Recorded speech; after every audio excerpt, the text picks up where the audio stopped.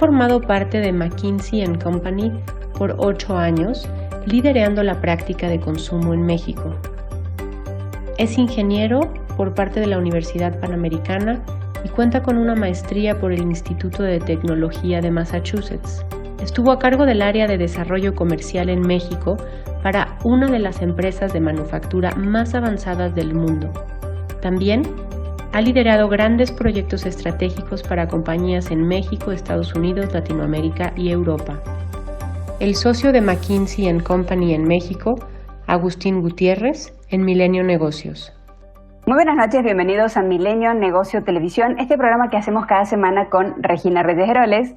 Muy buenas noches. Hoy tenemos un tema súper interesante, cómo estamos consumiendo los mexicanos, ¿no? Y todo lo que ha cambiado con esta epidemia. Por eso, como ustedes vieron, tenemos a Agustín Gutiérrez de McKinsey invitado. Y sin dudas, Agustín, el consumo y las tendencias de los consumidores son un termómetro de cómo se acomoda el mercado interno. Cuando se hizo oficial la pandemia, no sé si recordaron ustedes, hace ya largos 6 meses, ¿cómo ha ido cambiando, cómo ha sido esta montaña rusa del consumo desde marzo hasta ahora? Porque primero fue el shock de hacer stock de mercadería al principio porque pensamos que iba a ser muy corto, pero hemos descubierto que las cadenas de suministros continúan, nunca se frenaron. ¿Cómo ha ido cambiando esto a medida que fue avanzando la epidemia? Claro, y bueno, antes que nada, Bárbara, Regina, muchas gracias por el tiempo, buenas noches. Pues mira, ha sido, como dices, una montaña rusa todo el tema de la pandemia desde el punto de vista de consumo. Como dices, han sido 6 meses muy largos, 6 meses que pues, nos han dado oportunidad de monitorear unos cambios de consumo que no habíamos visto en mucho tiempo, ¿no? Ha habido nuevos patrones, nuevas maneras de consumir y al final del día lo que vemos es un consumidor que está adaptándose a la nueva normalidad, si se puede decir, ¿no? Vimos al principio de la crisis una situación en donde por compras de pánico pues vimos mucho agotamiento de productos en los anaqueles.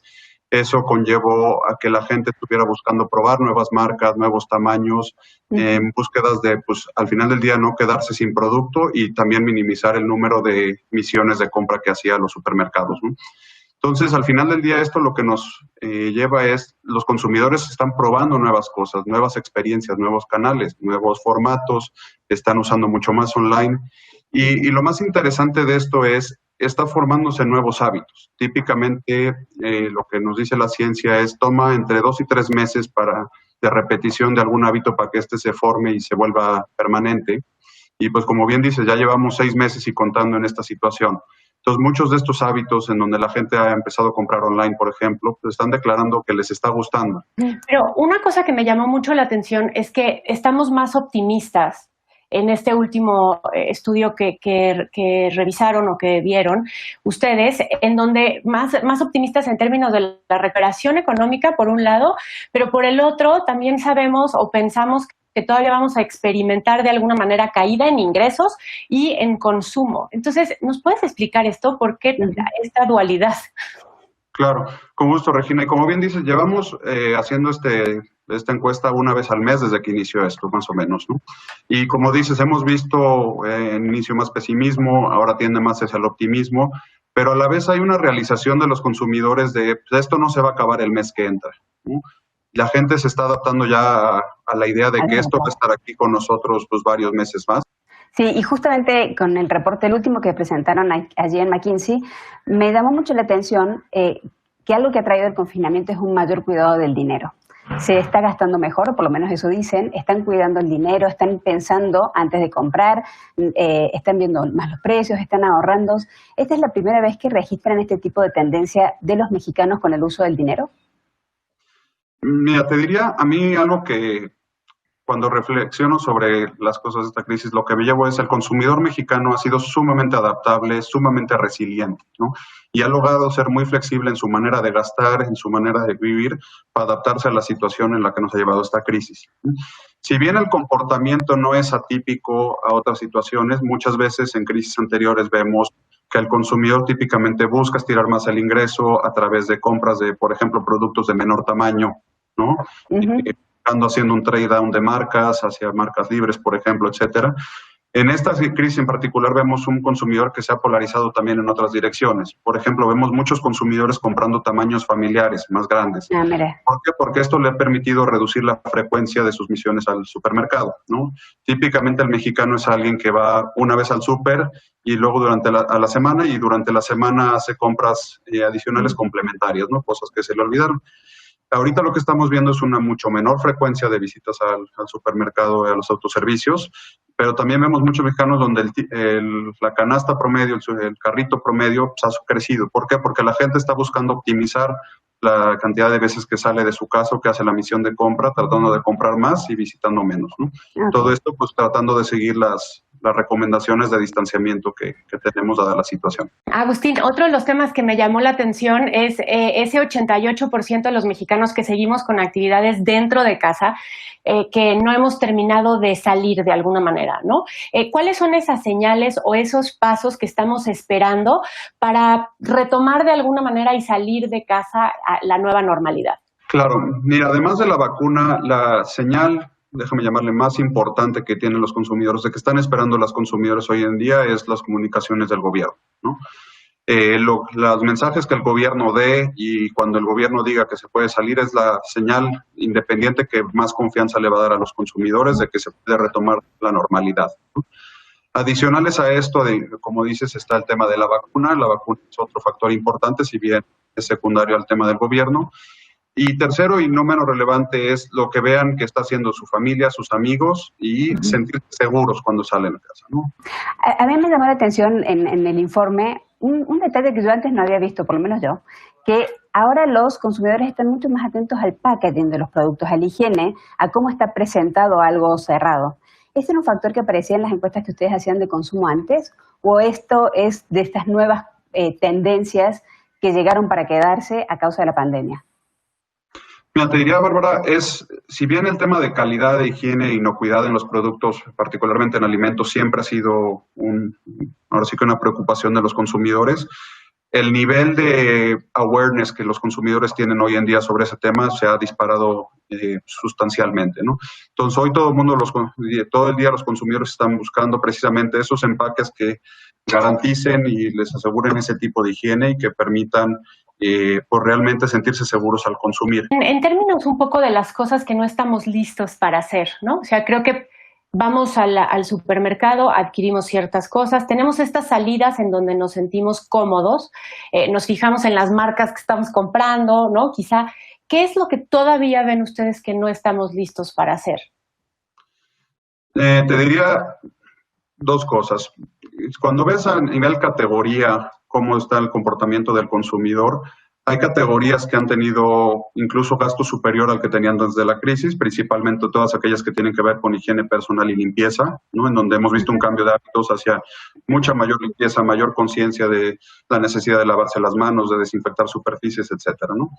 Pero según vemos categorías como esa y alimentos, que son categorías no discrecionales, en donde pues, vemos mucha actividad y los consumidores han seguido pues, comprando y estando ahí. Vemos categorías en el otro lado del espectro, que son las categorías discrecionales. Compra de automóviles, compra de electrodomésticos, artículos de lujo, viajes, ¿no? En donde los consumidores pues todavía no están listos para hacer ese tipo de compra, ¿no?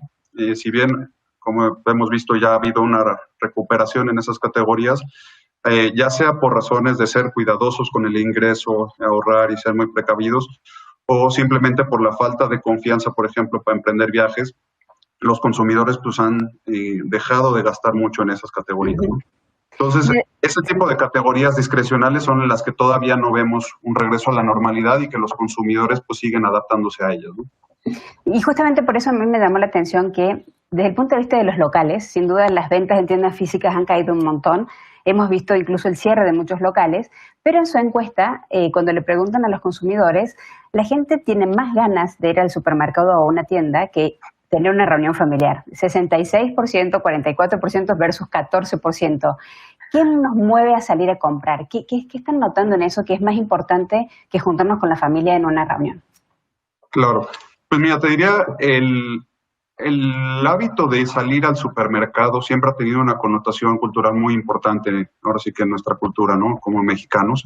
en donde es parte de la rutina semanal, y lo que hemos visto en los consumidores es el salir al supermercado es una noción más de normalidad, es como está volviendo a recuperarse pues la vida que añoramos hasta cierto punto de antes de la pandemia, ¿no? Entonces, por eso la gente quiere salir.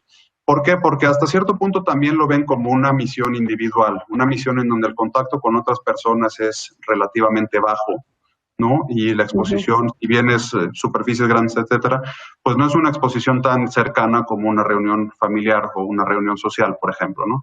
Entonces, dentro de lo que cabe, se sienten seguros, y yo creo que parte de las necesidades de los autoservicios, incluso de las tiendas de la esquina, es precisamente poder transmitir a los consumidores esa sensación de seguridad y que pueden estar tranquilos haciendo sus compras, ¿no? Perfecto. En este contexto, nada más una cosa, ¿algún dato? Hemos visto que ya no usamos desodorante, que compramos o incrementó el gasto en galletas, ¿no? Porque estamos en casa y están los niños aquí. ¿Alguna otra cosa que hayas notado así que haya cambiado en los últimos meses? Pues mira, muchísimas. La verdad es impresionante. Yo siempre he sido muy fan de todo el tema de consumo desde que era chico, y la cantidad de cambios que hemos visto en los últimos 6 meses es equiparable a cosas que no veíamos en años, ¿no? Habrán visto el dato que casi 3 de cada 4 consumidores han cambiado en algo su manera de comprar, ¿no? En dónde, el qué compran, qué tipo de marcas, etcétera, ¿no? Entonces, es sumamente interesante.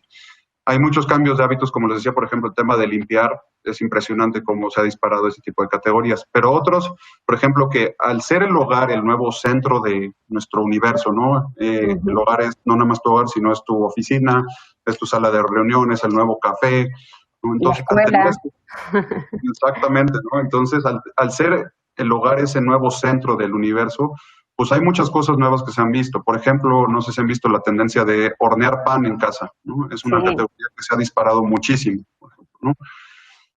Todo el tema del online gaming, por ejemplo, ¿no? Es la nueva salida para los jóvenes que pues, no pueden salir, pero se han volcado hacia los juegos online. Las comunidades es otra categoría que ha visto crecimientos exponenciales, ¿no? El canal e-commerce en general, ¿no? Y este es un canal que a muchas empresas las tomó desprevenidas. Si bien era un canal que en México venía creciendo a ritmos grandes, partiendo de una base pues considerablemente pequeña versus el universo del comercio en México, pues es una categoría que al dispararse y acelerar mucho su crecimiento durante esta crisis, pues tomó a muchas empresas totalmente desprevenidas.